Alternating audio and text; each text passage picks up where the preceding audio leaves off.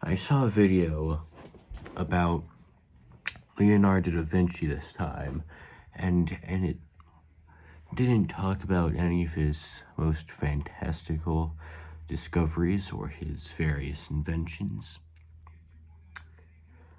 besides one. And it said that this one was particularly the most interesting one and most relevant one to our daily lives. This observation was simple. It was essentially that when you have a tree, the parts of a branch that branch off of a branch, or the actual log of the tree, are equal to the sum of the tree immediately before that. So if you have two parts, if you have a branch that has the width of 2, right? Then you have two parts that branch off of this. They're going to sum up to 2. So one might be 1 and the other is 1, or one might be 1.5 and the other is 0.5, right? So on and so forth. Now, this isn't particularly useful, as you may have guessed. It's not exactly like we'll be solving cancer with this, or maybe we will, who knows? Certainly not me, right? But it's interesting because he took his time. Leonardo da Vinci took his time. He went into nature and he properly observed this fact. And this is the second aspect following yesterday's video. The second aspect in uncovering genius, or at least what I think it is in this current day, current moment, what I define it as, right?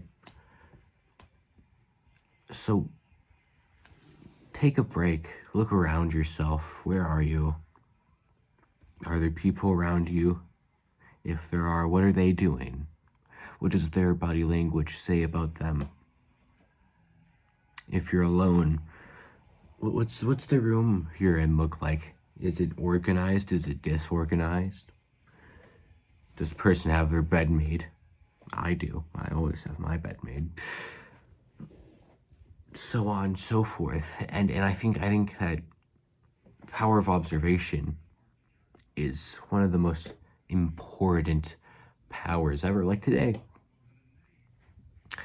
Now, I don't know if you can call this a specific condition, but essentially, I can't tune out what's around me. I'm constantly paying attention to my entourage. I remember a Mark Rober video where he talked about autism. I'm pretty sure that's a sign, but I'm not going to humor that idea just yet. Until maybe I'm in a psychologist's office, right? What are those called? Maybe an office. Well, I guess you go to the doctor's office. There's not a specific name besides the name of the doctor you're going to. You know, you can go to an optometrist. Side tangent aside. So I can't turn off what I'm hearing around me for the most part. I can't tune it out. So as a result, I'm constantly listening to what people are saying around me. And my sister was like, oh, and I'm gonna go to the thrift store today, right? And she's talking to her friends. And I'm like, oh, okay, well, I kind of want to go to the thrift store today too. So later on, I approach her. I'm like, hey, do you want to go to the thrift store with me? And she's like, oh, I'd love to. I was actually planning on doing it today. What a coincidence. I was like, that's a coincidence, right? Not to be a creep or anything, but I think this is very useful in day-to-day, because you can always collect some amount of knowledge, even if it's just on an individual, personal level of inquiry, right? Where you're simply learning about people. Or it can also, of course, be, you know, your teacher is helping out another student with a question they have on a test, right? Oh, would you look at that? Now I've learned here, right? Sometimes my math teacher will sacrifice a point, let a student sacrifice a point on their test so that they can get a little lesson. I get a little lesson quite oftenly. That's a lie. She just writes it down on their test, and I'm a little too prideful to humble myself even when I need that extra help, right? I should probably work on that, shouldn't I? Back to observation, I think that nearly every great person will have this to an extent. Napoleon, I believe I heard that he had like not his generals, like his soldiers inform what's going around in the entire battlefield as a whole, so you can make a game plan, kind of as metavision if you ever watched Blue Lock, in that sense, right?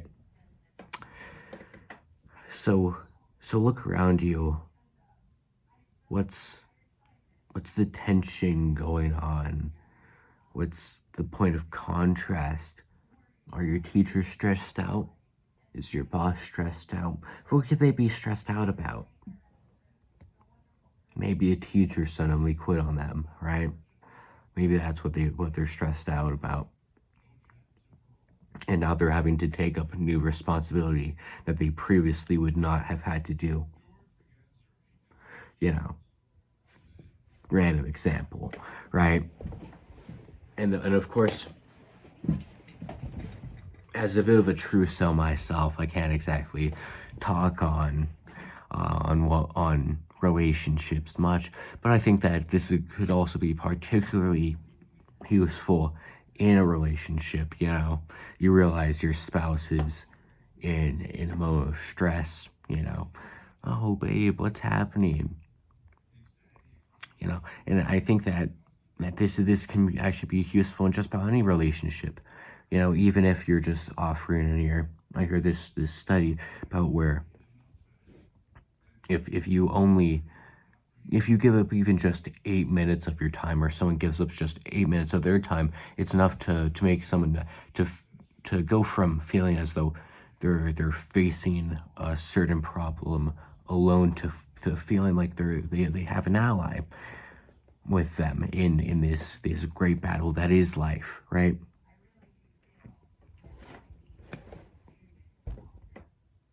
So I think that is very, very important. Now, also in a relationship, when you're tempted to say, "Let me know how you can help." Now, in theory, this works, right?